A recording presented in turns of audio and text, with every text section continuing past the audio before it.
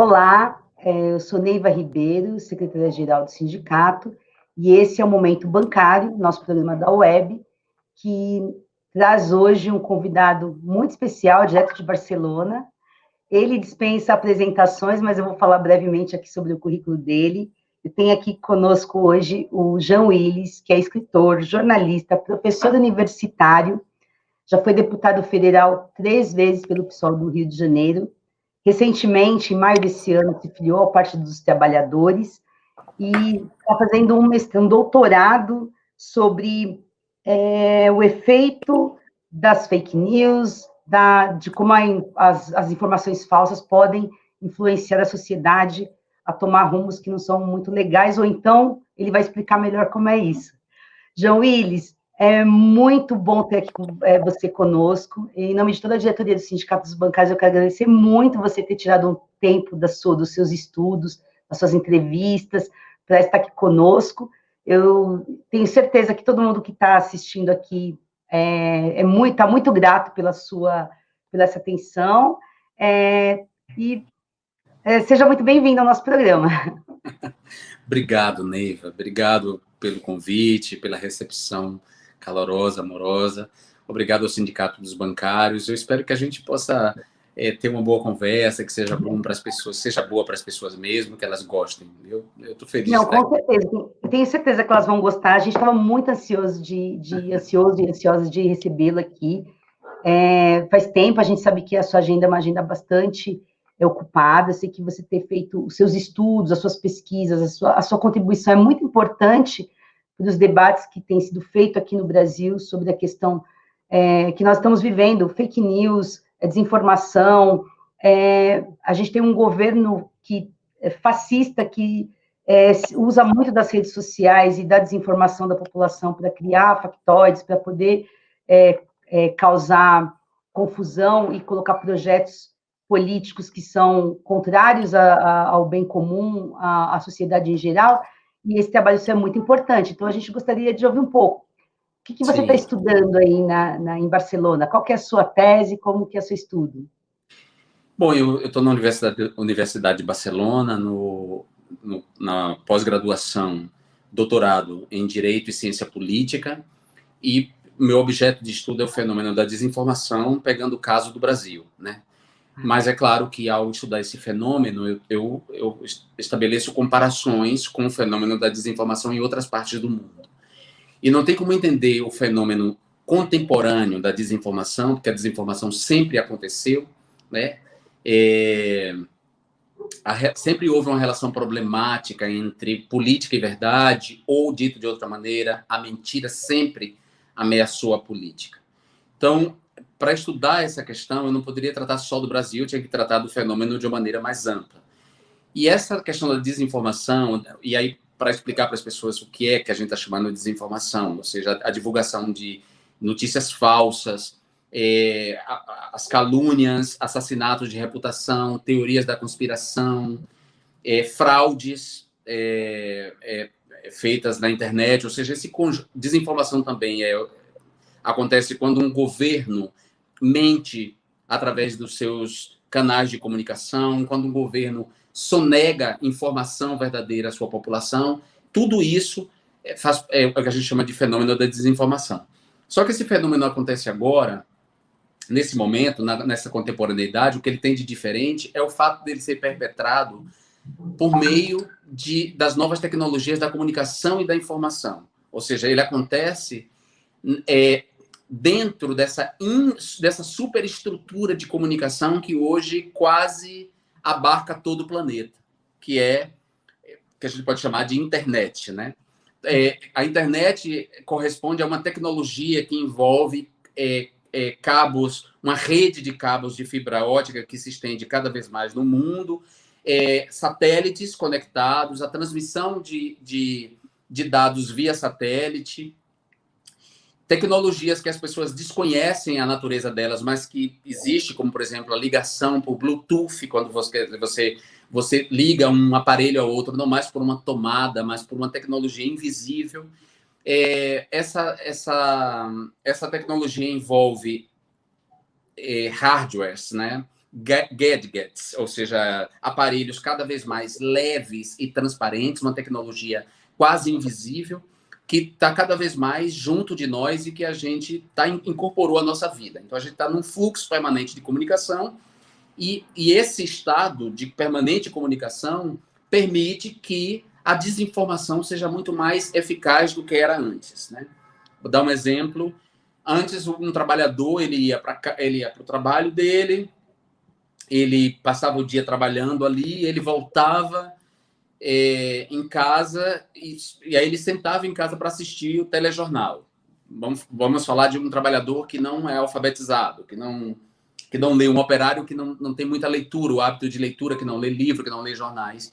Ele se informava basicamente pela televisão. Então, ele se submetia a um fluxo de informação ou desinformação só naquele período em que ele estava em casa assistindo o telejornal.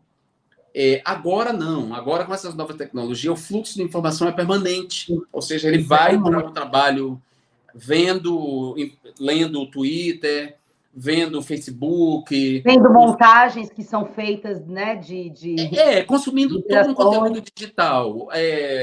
E aí, por ele estar submetido a esse fluxo de informação, fica muito mais... Ele está muito mais sujeito à mentira e à desinformação. E também tem um outro fato que é o que a gente chama de datification, né? Quer dizer, todos os nossos processos, todas as nossas atitudes, os nossos comportamentos, os nossos pensamentos, os nossos desejos estão sendo transformados em dados, estão sendo digitalizados em dados digitais. E esses dados são entregues por nós mesmos a plataformas de comunicação como Google, como a Amazon, como o Facebook, como o Twitter. E nós entregamos esses dados e não sabemos o que essas companhias fazem com esses dados. Mas não sabemos mais ou menos o que eles fazem, mas sabemos que esses dados permitem a essas companhias identificar os nossos desejos e nos disparar produtos, mercadorias, né? Então, muita gente acha que é meio bruxaria, que ela, por exemplo, faz uma consulta de uma bolsa, ou ela olha o site que está uma bolsa e imediatamente começa a aparecer bolsas para ela de publicidade, né? Ou ela assiste um site de humor e ela começa a receber sugestão de perfis parecidos com aquele site de humor que ela visitou. Ou seja, existe uma inteligência artificial ali, essas plataformas operam a partir de uma inteligência artificial, ou seja, uma inteligência que não é humana, né? Que funciona a partir de um algoritmo, que é um conjunto de comandos, e essa inteligência artificial, à medida que ela vai interagindo com a gente, ela vai aprendendo mais da gente, e ao aprender, ela vai nos dando sugestões de consumo, não só de consumos de produtos, mas de consumos de ideias. E esse fato tem servido à manipulação política em diferentes partes do mundo. E principalmente por parte da extrema-direita, que foi quem entendeu melhor essa tecnologia e se apropriou mais rápido dessa tecnologia para fins de manipulação política. Então, a gente viu, não só no Brasil, a extrema-direita se eleger em 2018, utilizando esse expediente, ou seja, os dados dos usuários, para disparar para eles mentiras sob medida, como também na Hungria, na Colômbia, nas Filipinas, nos Estados Unidos, que foi o primeiro de todos, no Reino Unido, com a questão do Brexit, ou seja, a extrema-direita começou a triunfar em diferentes lugares, utilizando esses dados que nós fornecemos a essas plataformas de comunicação, que são cada vez mais poderosas, que estão, inclusive, acima dos Estados-nações e que controlam a esfera pública, e que têm controlado a esfera pública. Jean, então, você falou assim que a extrema-direita se apropriou mais rápido dessas ferramentas, dessa percepção. Você acha que a esquerda vai se apropriou, entendeu isso, e tem alguma chance de disputar nesse campo, já que todas essas plataformas são da superestrutura capitalista e nós não temos acesso? Bom, eu acho difícil. Para a esquerda sempre é tudo muito difícil, porque a esquerda tradicionalmente, claro que há pessoas horríveis da esquerda e há governos autoproclamados de esquerda que se converteram em ditaduras medonhas, que fazem propaganda política. A esquerda das esquerdas, né? Como? Há esquerdas e esquerdas, né? A esquerda que quer o progressismo, que quer a igualdade e... Claro. Eu digo isso porque, para não ficar uma coisa maniqueísta, mas tradicionalmente a esquerda tem certos pudores. A esquerda não perpetra, ou essa esquerda da qual eu estou falando, que não tem a ver com esses governos autoproclamados de esquerda autoritários, e que se sustentam à base de mentira, da propaganda e da desinformação, mas tradicionalmente as pessoas progressistas, liberais democratas, sociais democratas, socialistas que prezam pela liberdade, essas pessoas que compõem essa esquerda plural e que defende a liberdade, têm pudores e retidão de caráter e decência e não perpetra mentira, e não disputa uma eleição baseada na mentira. Né? Haddad jamais faria com Bolsonaro o que Bolsonaro e sua turma fizeram com Haddad e com Manuela Dávila. Né? Lula não faria uma campanha atacando o seu adversário com mentiras, associando o adversário à pedofilia. Lula não faria isso. A questão que eu queria colocar é a questão de usar a teologia, porque assim a esquerda é mais tradicionalista, tem mais pudores, não de fazer essas coisas que você está falando, que eu acho que eu nunca vi alguém falar que ia usar fake news, mas de usar os mesmos meios para tentar passar mensagens positivas e tentar desmistificar algumas coisas que são colocadas, entendeu? Você acha que é possível usar a mesma tecnologia para fazer o contraponto? Não, isso não é só, isso é possível, isso é desejável, é o que a gente está fazendo aqui agora, porque a gente está dentro de uma plataforma que, inclusive, enriqueceu muito durante a pandemia, que é o StreamYard e o Zoom e tudo isso cresceram muito, foram empresas que cresceram muito. A gente está dentro dessa tecnologia, a gente está dentro da cultura digital, tentando fazer o oposto da desinformação.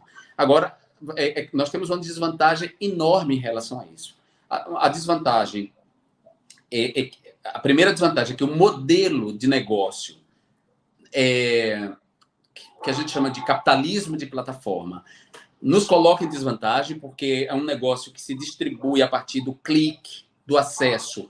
E o acesso tem a ver com aspectos emocionais, da exploração de aspectos emocionais, por isso as fake news, e os sites de fake news, e os sites de celebridade, e os sites de fofoca, e os fandoms de Big Brother fazem muito mais sucesso do que quem se propõe a dar aula de filosofia ou debater política com mais qualidade. Então, essa é a primeira desvantagem. A desvantagem, isso traz uma desvantagem econômica, porque os recursos da publicidade nesses meios, ele é distribuído, ele vai muito mais para quem tem mais acesso, quem tem mais clique, quem tem mais acesso, e, portanto, vira uma retroalimentação.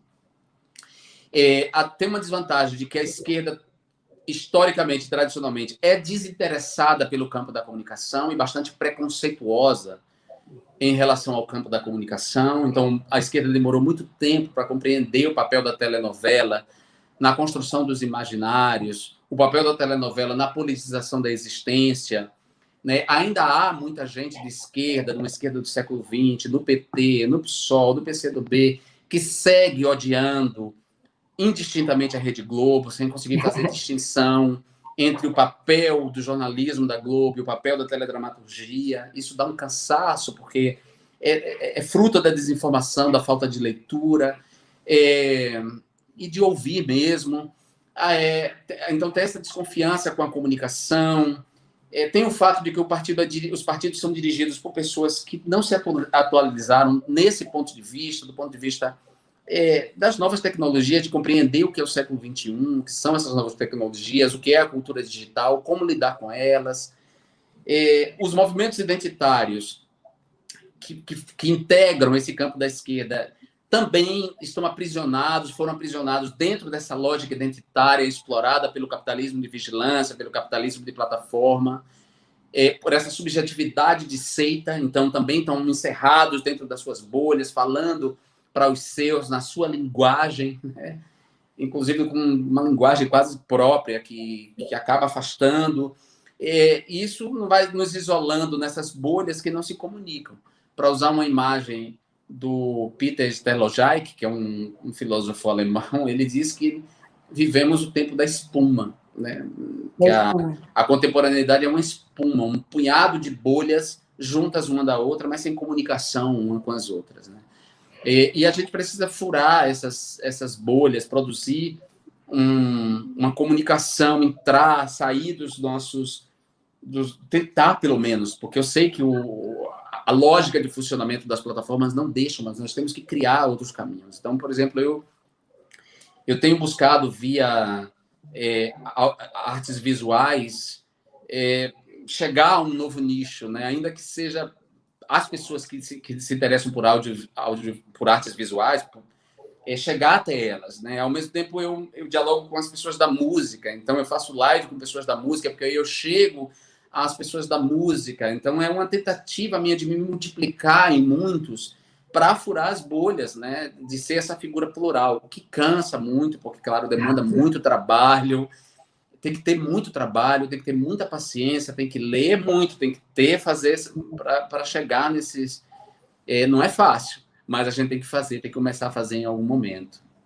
Então, eu tive essa provocação, ainda porque, assim, isso é uma questão aqui, aproveitei você está estudando isso, que você é um, né, expert nisso, porque aqui no sindicato, em outros lugares que a gente milita, que a gente organiza a luta, faz o enfrentamento, esse é um debate permanente. E, assim, tem uma parte de nós que diz, não adianta você tentar, porque nós estamos sendo vigiados, porque estão pegando nossos dados, porque não sei o quê. Outra parte diz, não, vamos para a rua, vamos pegar o microfone, vamos pegar o jornal. E a gente fala assim, mas o trabalhador está se ele estiver na fábrica ou estiver na porta do banco, mas ele também está aqui, ó, ele está aqui, eu preciso falar com ele aqui. E aí tem uma outra parte que fala, mas eu sou velho, eu não vou conseguir mais, eu não vou aqui, eu não vou assado. E aí tem uma parte de nós também que tem algum preconceito dessa parte mais lúdica, da música, do humor, de coisas mais leves, porque tem uma parte de nós que pensa que a esquerda tem que ser sempre rude, tem que estar sempre brigando, sendo aquela que cobra, aquela que chega na festa e estraga a rodinha, que sempre, sabe? Sim. E aí a gente está nessa discussão interna, então eu estou aproveitando para sair um pouquinho do tema, para mandar um recado para a galera aí que está nos assistindo. E a gente fala assim, mas é importante usar as ferramentas que a gente tem, porque são essas, né, Jean? Sim. Elas são todas centralizadas pelo capitalismo, como na história da classe trabalhadora. Ou a gente fica olhando, ver tudo se acabar, ou a gente tenta entrar nesse campo e disputar da forma que a gente pode, né? Claro, e temos que... Não tem outro caminho, porque os bancários estão engolidos pela cultura digital, né? E nós temos que manipular no melhor sentido, a gente tem que lidar com essa nova forma de comunicação. A gente precisa de... É isso, que os dirigentes do sindicato, se não querem deixar de ser dirigentes, se não querem, sei lá, que pelo menos contratem pessoas ou busquem assessorias de pessoas que entendem essa nova linguagem. A gente precisa de pessoas, a gente precisa de fábrica de memes com as nossas mensagens, a gente precisa usar o humor, o xixi rápido da internet, a linguagem do deboche, da desconstrução, para a gente começar a chegar e a dialogar com uma nova geração, porque é isso, não tem outro caminho.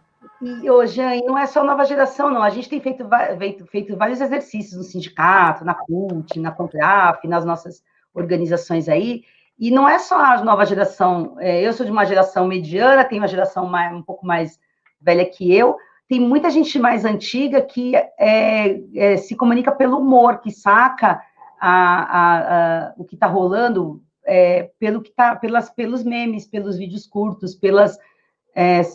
Imagina, quem tem condições de acompanhar uma CPI do dia inteiro, né? Os trabalhadores estão na fábrica, estão na escola, estão de casa, né?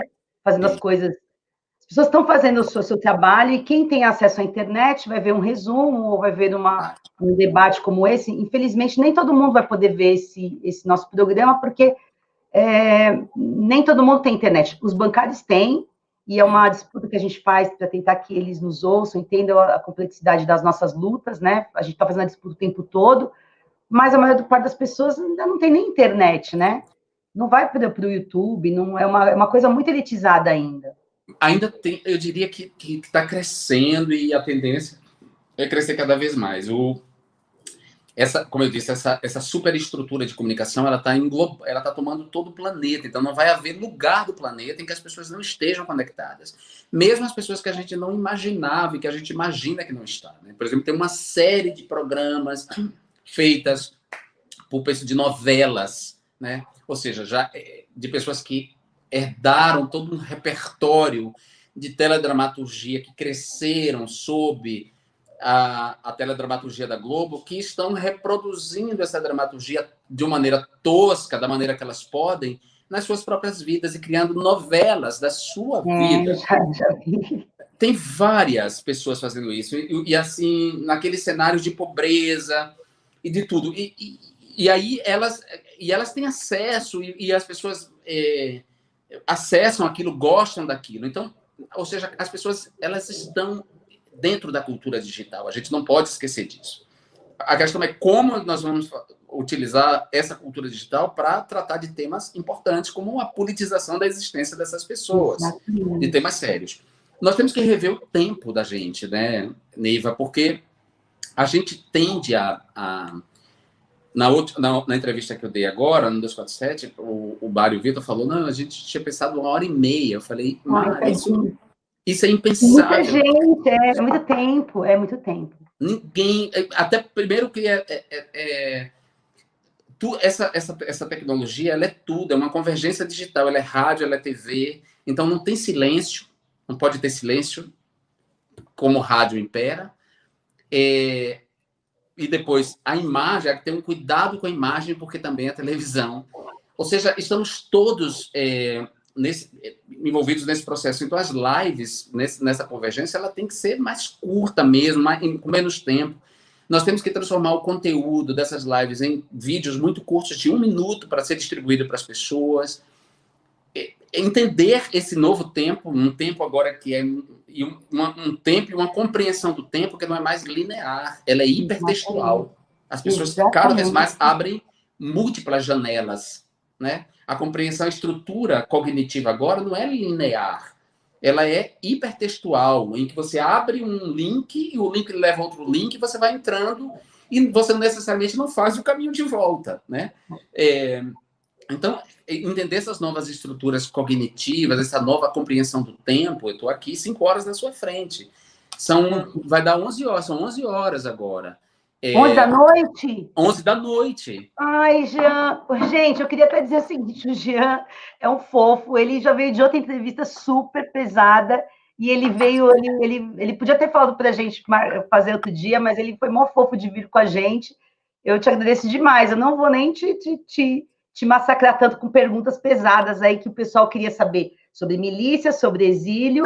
Não vou fazer, vou deixar para outro dia, porque 11 horas é muito tarde, e a gente tem que falar de comunicação, e se você quiser um dia fazer um curso de comunicação para a gente, aí vai ser excelente, porque a comunicação precede o digital, viu, Jean? A gente conversa muito sobre comunicação no sindicato, e as tecnologias são novas, mas a questão de você comunicar, de você ouvir, de você, por exemplo, essa história que você está falando do tempo, a gente tem uma mania de fazer textos enormes para pessoas que têm pouco tempo. Eu recebo milhares de textos todos os dias. Eu fico até tarde para responder meu WhatsApp, quem está me assistindo, eu não respondi seus WhatsApps, não porque eu não quis, eu vou responder, eu respondo todos. Mas são muitos, e muitos textos, e muitos vídeos. É impossível, né? As pessoas têm que ser rápidas, né? Olha, isso. Tem que ser rápido, porque a gente que está disputando, né? São muitas temporalidades, porque é isso, a internet, ela comprimiu o espaço-tempo, de forma que a gente está agora, apesar das 5 horas de diferença, estamos falando, nós dois aqui, né? E olha, isso é um grande avanço, né? A gente está fazendo uma transmissão ao vivo, né? Que é uma tecnologia que até muito pouco tempo exigia todo um aparato televisivo para a entrada ao vivo de um repórter, e agora a gente entra ao vivo nesse serviço de streaming que é muito rápido. A inteligência artificial, ela trabalha numa velocidade de tempo muito maior que o ser humano pode trabalhar, e ela acaba exigindo de nós essa mesma velocidade, o que gera em nós uma frustração e uma ansiedade. Ou seja, você vê lá o vermelhinho no seu iPhone, no seu Android, você vê lá o ícone do WhatsApp com, sei lá, vermelho, 40 mensagens. você fica ansiosa porque você tem 40 mensagens para responder e você não respondeu ainda. E Sim. você fica se cobrando responder no tempo que as pessoas enviaram. E não é só você, as pessoas cobram que você responda imediatamente. Essa diferença, por exemplo, de tempo, faz com que, na madrugada, enquanto eu estou dormindo, as pessoas me mandem mensagem e perguntem assim, por que você não está me respondendo? E aí, você não respondeu? Não vai E eu responder, não? Você já viu esse meme da Pfizer? não Vai vi responder, ainda. não? Ah, então eu vou te mandar depois. Não vai responder, não? Que é um Pois meme fantástico de um menino chamado Esse Menino. Ele fez uma brincadeira antes da gente descobrir na CPI que o governo federal recebeu mais de 110 e-mails da Pfizer para poder ofertando vacina para nós. E nós descobrimos pela CPI que, por outros interesses que não do bem comum, o governo estava fazendo negociatas, né? Tudo está dizendo para negociatas para conseguir vender vacinas com propina. Então, esse menino fez um meme dizendo assim, não vai responder, não, que eu não posso falar aqui, mas eu vou te mandar que você vai adorar, é um sucesso aqui no Brasil, você vai amar. Bom, é isso, as pessoas exigem, porque, como eu disse para você, a gente está on todo o tempo, né? E a tendência, que uma vez que as tecnologias são cada dia mais low e transparent, né?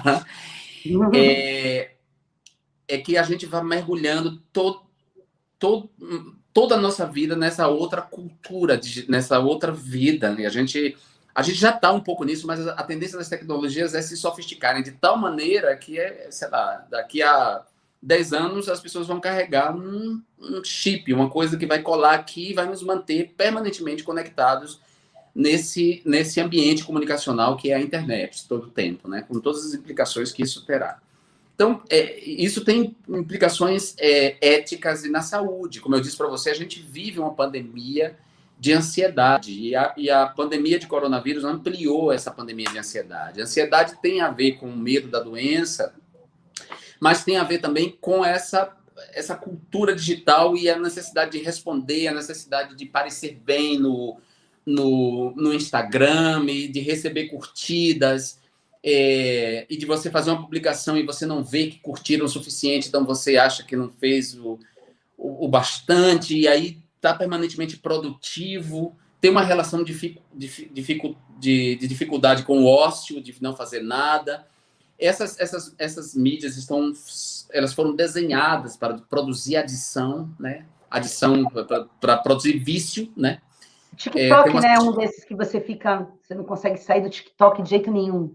Elas foram desenhadas para isso, né? Para gerar endorfina e para demandar que a gente esteja nela, porque é uma espécie, como disse uma socióloga espanhola, ela disse que é um novo cigarro, né? Quer dizer, assim como a indústria do tabagismo se estendeu dessa maneira, produzindo uma adição no mundo, agora essas novas tecnologias produzem essa adição. As pessoas não conseguem ficar longe do celular, se elas saem de casa. Conversando com a pessoa e a pessoa... Não, pode continuar, pode falar aí, peraí um pouquinho. É isso, a gente tá nesse momento. E aí é isso, tem toda essa implicação ética, política, porque uma vez que as pessoas estão ali consumindo todo o tempo, conversando todo o tempo, elas estão muito mais sujeitas aos ataques. Os medos delas são muito mais identificáveis, as preocupações delas são mais identificáveis agora. E aí, uma vez identificáveis, fica muito mais fácil atacar o medo dela, né? Atacar e estimular o medo dela naquilo que ela já revelou que tem medo, os preconceitos, e é aí que opera a desinformação. Esse é basicamente, inclusive, o núcleo da minha pesquisa, do meu doutorado, é esse aspecto subjetivo mesmo da desinformação. Olha, a gente já passou dos 20 minutos de programa. Eu estava conversando com o Jean aqui antes da gente começar. Jean, são 11 horas da noite em Barcelona.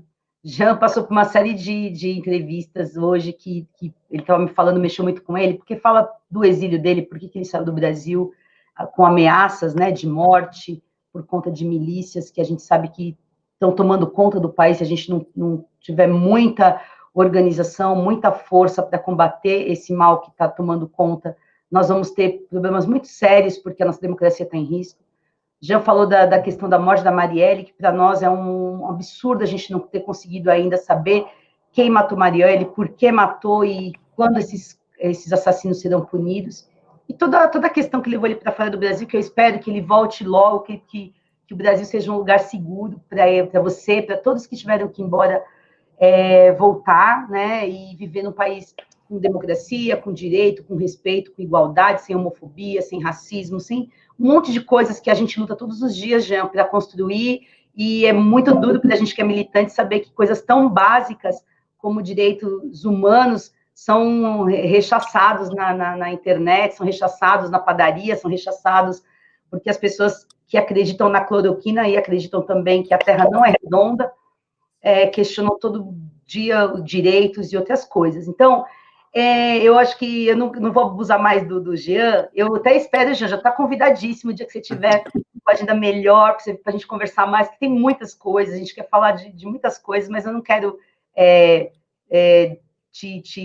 quero te poupar, que você está cansado, né? Muito exaustiva a tua militância, né? Quero agradecer muito a sua vinda, e eu vou deixar agora para você falar do que você quiser, né? Para você falar, se despedir, deixar seus recados, e você já falou que pode fazer um curso para a gente, eu vou cobrar, e quando você quiser voltar, o nosso canal está aberto, é um prazer, uma honra, a gente está muito feliz de receber, venha quando você quiser. Só você falar, avisa para o William, que a gente está, para o William De Luca, nosso querido que está aqui nos bastidores, que as portas estão abertas para você. Obrigado, Neiva. Deixa eu te dizer, uma das características da extrema-direita no mundo inteiro e desse populismo de extrema-direita uma das características é o negacionismo, né? O negacionismo ele se expressa na forma do revisionismo histórico. Então, a extrema-direita, por exemplo, nega fatos, inclusive fatos terríveis, como o Holocausto, por exemplo. Então, eles negam aos negacionistas do Holocausto, negacionista de que a Alemanha perpetrou o genocídio em que 6 milhões de judeus, só de judeus, foram mortos. Então, eles são negacionistas da história. No Brasil, eles se expressam, por exemplo, na mentira de que a escravidão aconteceu porque os negros escravizaram os próprios negros, né? Quer dizer, eles pegam um elemento, um dado, por exemplo, que é um dado, uma informação correta de que sim, a colonização feita pela Europa no continente africano levou determinados povos a entrar no negócio da escravidão. Eles pegam esse elemento e essa complexidade e transformam numa mentira, que é dizer que a escravidão no Brasil é responsabilidade dos negros, né? Então, ela é negacionista nesse aspecto histórico, ela é negacionista da ciência, ou seja, dos saberes científicos, dos paradigmas construídos pela ciência. Então, a ciência tem um paradigma que é a partir do qual a ciência trabalha e vem trabalhando, que é o paradigma de que, olha, primeiro, depois de muito tempo, acreditando-se que o Sol girava em torno da Terra, que a Terra o universo era geocêntrico, a Terra estava no centro do universo, e essa concepção tinha a ver com o fato de que a Bíblia fala de que Deus criou tudo em 7 dias e criou a Terra, e, portanto, as pessoas acreditavam que a Terra estava no centro do universo. Ou seja, de lá para cá, do século XVI até agora, esse paradigma mudou, porque se compreendeu que, na verdade, o Sol está no centro é a estrela principal dessa galáxia, digamos assim, desse sistema de planetas que giram em torno dele. E também sabemos hoje que a Terra é geóide, quer dizer, esférica. Ela tem um formato esférico, ela não é plana. Entretanto, essa extrema-direita é negacionista e, por exemplo, defende que a Terra é plana, nega princípios da ciência. E esse negacionismo não é uma coisa banal, assim, porque ela tem implicações muito sérias. O negacionismo da extrema-direita fez com que a epidemia de Covid se alastrasse de maneira muito maior do que deveria no mundo inteiro, principalmente no Brasil, que já matou 500 mil de pessoas, né? A extrema-direita ela é negacionista das conquistas dos movimentos de minorias. Então, essa é uma das características terríveis da extrema-direita, e que a gente precisa ficar atento a esse negacionismo e combater esse negacionismo. E se dá na forma, claro, da negação dos fatos, e por isso as fake news, por isso as mentiras. como ela não pode vencer com argumentos, com debate, ela opta pela mentira, pelo ataque, pelo argumento ad hominem, quer dizer, ou seja, em vez de atacar, em vez de contra-argumentar, ela ataca a pessoa, ela desconstrói a pessoa, principalmente com mentira. E essa foi uma das questões que aconteceu comigo, né? Por exemplo, não foi só a violência, as ameaças de morte, mas foi também todo o processo de difamação e de mentira a meu respeito, que acabou me transformando no inimigo público para muita gente que é desinformada e que acredita nessas mentiras.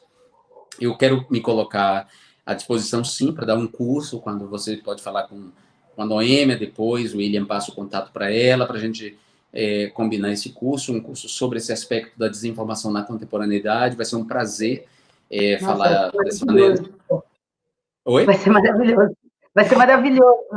Então, vai ser um prazer estar com você de novo. Ney vai dizer que você é uma simpatia, além de bonita. Eu sou sua fã, eu te falei, quando a Ivone, nossa presidenta, me disse que ela tinha uma outra agenda e não podia vir, eu falei, meu Deus, eu não sei, eu não tenho roupa para este evento, não tenho roupa para esse evento com o Jean, não sei se eu vou conseguir, porque eu sou muito sua fã de muito tempo, acompanhei toda a sua luta, acompanhei sua agonia, é muito doloroso ver tudo que você passou, mas eu fico muito feliz de saber que você está fortalecido, está aproveitando, pegou toda esses ataques, essa dor que você sofreu e transformou numa coisa que vai nos ajudar a superar. Nós vamos vencer esse fascismo, vamos vencer esse negacionismo, vamos construir um país igualitário, de respeito para todos nós. Eu estou nessa luta, você está nessa luta, eu estou muito feliz. Com fé em todas as forças boas do universo, em todos os orixás, todos os santos, como diz Gilberto Gil na música Extra, né? Como é que ele diz? Eu, tu e todos no mundo tememos por nosso futuro. É ter, no sentido de extra, de toda a força extra terrena, é ter todos os santos, os deuses, valei-nos, livrai-nos desse tempo escuro. Muito obrigado. Um beijo, William. Não estou te vendo, mas um beijo. E até a próxima. Falem com Noêmia. Um abraço a todos os bancários, ao sindicato por essa oportunidade. Um beijão. Um beijo, obrigada, William. Tchau, pessoal. Até o próximo Momento Bancário. Assistam, se inscrevam, compartilhem, leve essa ideia para outras pessoas, que assim a gente vai combater fake news, informação, construir um país mais forte, mais igualitário, que só vai nos ajudar, não vai fazer mal para ninguém. A verdade é importante, a gente trabalhar com fatos, com argumentos, a gente precisa de trabalhar nessas questões, porque a democracia depende disso, a gente precisa de fortalecer os nossos meios de comunicação. Esse aqui é um meio de comunicação de esquerda, no sentido de que defende os trabalhadores, que defende a solidariedade, que defende um país melhor e justo para que todos possam viver em harmonia com direitos. Eu agradeço a audiência de todos, até o próximo Momento Bancário.